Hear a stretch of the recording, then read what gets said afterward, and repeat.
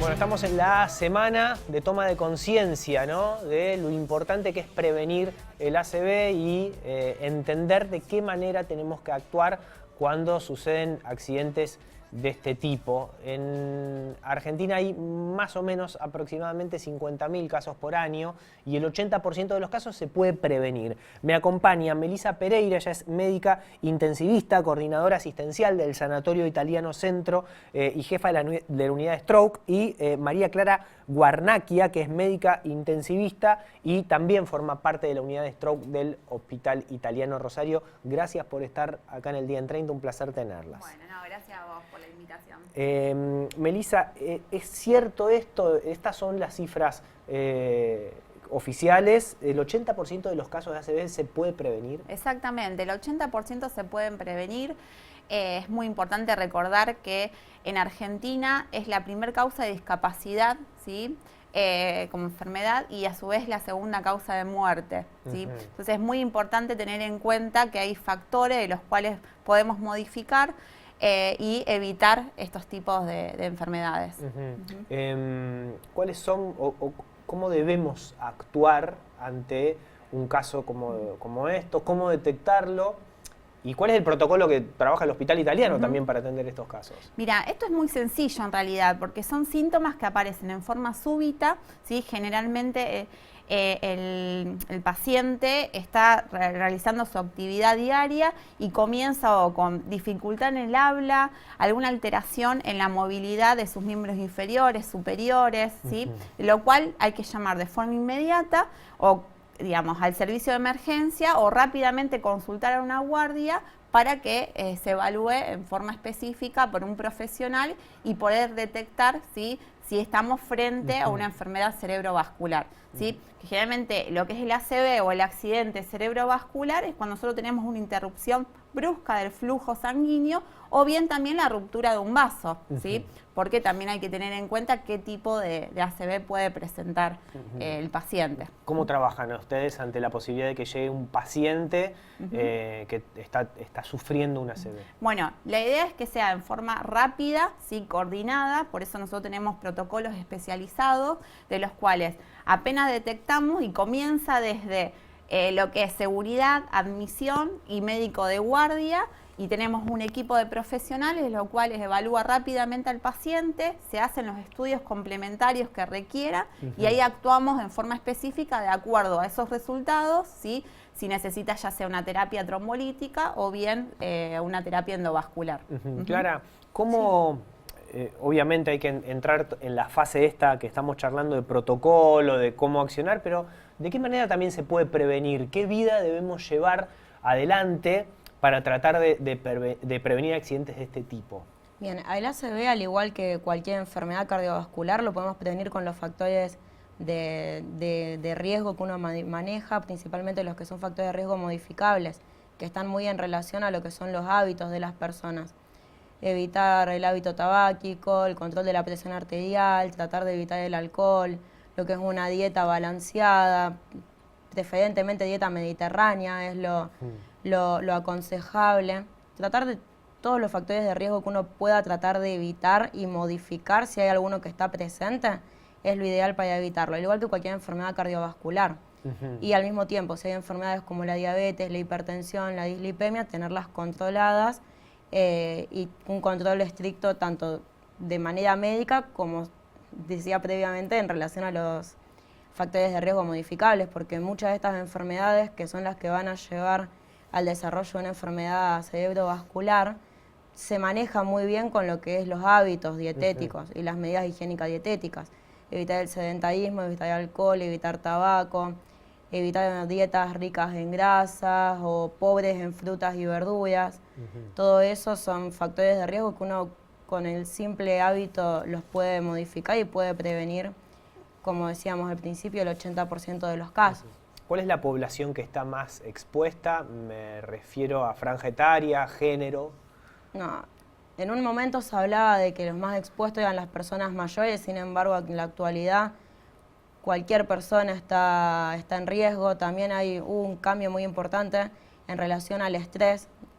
El estrés también exacerba mucho lo que es la patología cardiovascular. Entonces también las personas jóvenes que llevan un estilo de vida muy estresado, un estilo de vida muy frenético, también genera mucho daño.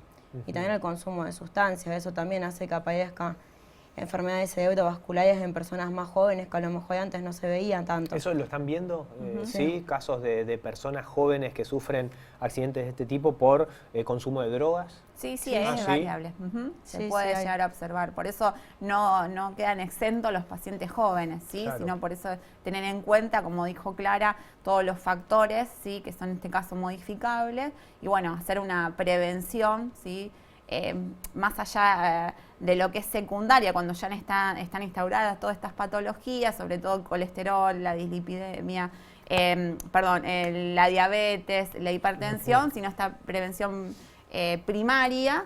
Incluso también se está viendo una prevención en los niños, ¿sí? Sobre todo en los hábitos que ellos tienen y la actividad física que realizan. ¿En mujeres es menor el porcentaje o es casi lo mismo? No, en realidad es casi lo mismo, ¿sí? Uno observa, puede variar según la edad, tenemos por ahí algunos rangos, primero mujeres que hombres, pero en realidad es para todos por igual. ¿Qué pasa con los tiempos? O sea, ¿en cuánto tiempo tengo que actuar si yo estoy con una persona que está sufriendo este tipo de situaciones? Porque ahí entra el nerviosismo, manejar. Digo, ¿qué margen tengo para actuar? En realidad es lo antes posible, claro. ¿sí? No hay que esperar a que, bueno, voy a ordenar la casa y después la llevo. No, es inmediato cuando el paciente presenta los síntomas, es llamar al sistema de emergencias o bien acercarse al lugar más, digamos, el servicio de emergencia más cercano que tengan en el domicilio, para que sea evaluado el paciente. O sea, pero tiene que ser lo antes posible. Por eso lo importante es, apenas tengan esos síntomas, ¿sí? Llamar al sistema de emergencia, tratar de de brindar la localización, digamos, adecuada para que pueda llegar, tenga un acceso inmediato, ¿sí? Tratar de posicionar al paciente o ponerlo en un sitio seguro, no dar ni alimentación, ni pastillas, nada. Exactamente, porque eso es principal, digamos, es fundamental, porque muchas veces se puede asociar a que la presión esté alta y enseguida le dan la medicación para que baje la presión y todo eso también, digamos, no es beneficioso, ¿sí?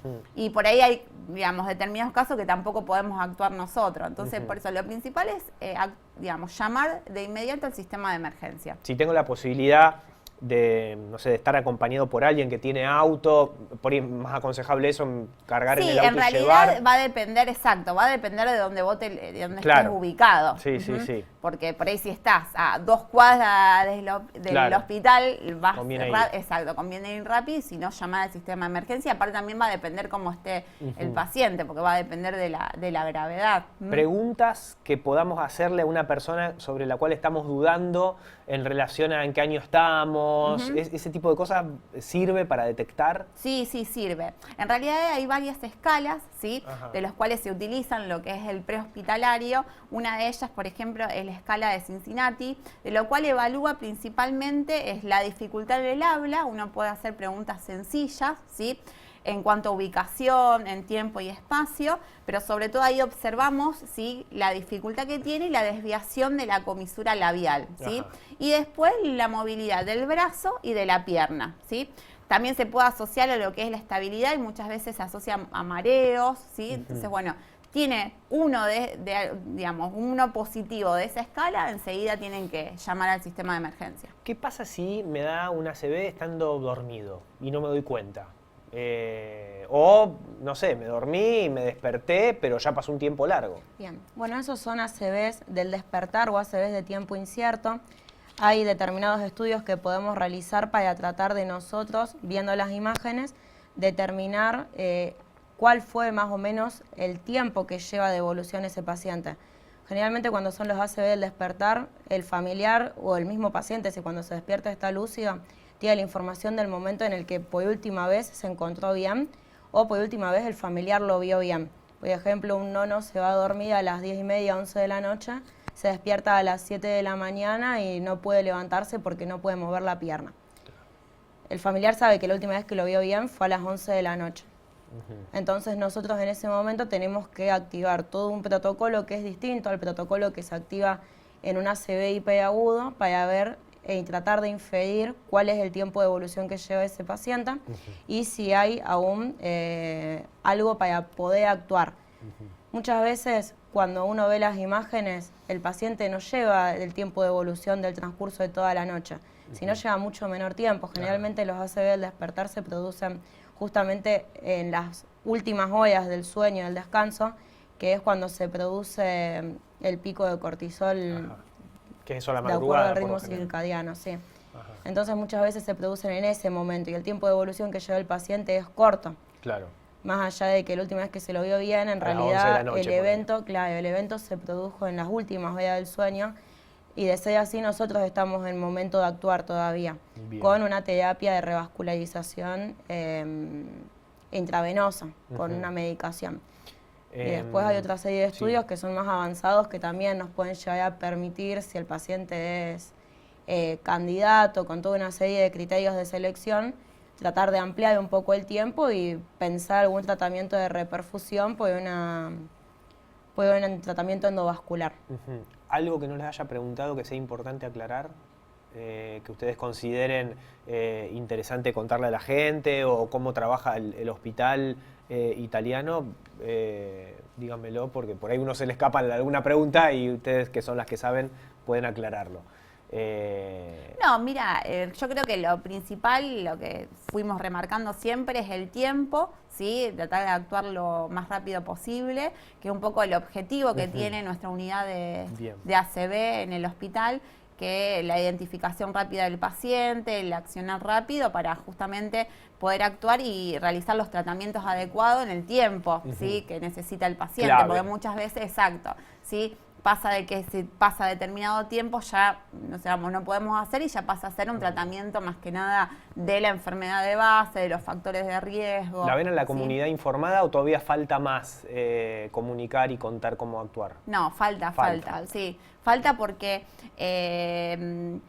los síntomas muchas veces pueden ser solapados o incluso son síntomas que el paciente ha tenido previamente, que duran 2 o 3 minutos y vuelven, pero ya eso se está manifestando, el cuerpo mismo lo expresa y por ahí muchas veces llegamos tarde por una cuestión también de falta de información. Sí. A diferencia, por ejemplo, de un infarto, claro, que ya sabemos que el dolor de pecho, si se va el brazo, etcétera, ya está como... Es cierto. Chicas, muchas gracias. No, por favor, gracias a vos. 30. Gracias. Un placer tenerlas. Melissa Pereira, médica intensivista, coordinadora asistencial del Sanatorio Italiano Centro, y María Clara Guarnacchia, médica intensivista también, forma parte del staff de la unidad de stroke del Hospital Italiano Rosario, hablando justamente de esta semana de prevención del ACV, y tenemos que estar atentos porque nadie está exento a que nos pueda suceder esto y mientras más información haya, más chances tenemos de salvar vidas.